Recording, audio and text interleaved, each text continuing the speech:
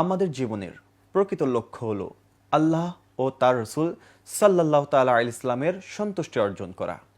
কিন্তু আমরা প্রায় দুনিয়াবি কাজে এতটাই ব্যস্ত হয়ে পড়ি যে আল্লাহর কথা ভুলে যাই।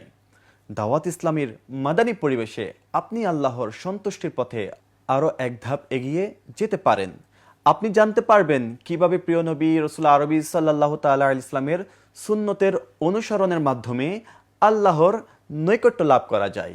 আলহামদুলিল্লাহ, আগামী 19, 20, 21 ডিসেম্বর 2024 ইংরেজি রোজ বৃহস্পতি, শুক্র, শনি হজ ক্যাম্প সংলগ্ন আশিয়ান সিটিতে আবারও অনুষ্ঠিত হতে যাচ্ছে দাওয়াত ইসলামের 3 দিনের সুন্নত বরা ইজতিমা। চলো চলো চলো ঢাকায় চলো চলো চলো চলো চলো ঢাকায় চলো, যেখানে আশিকানে রসুলের কান্না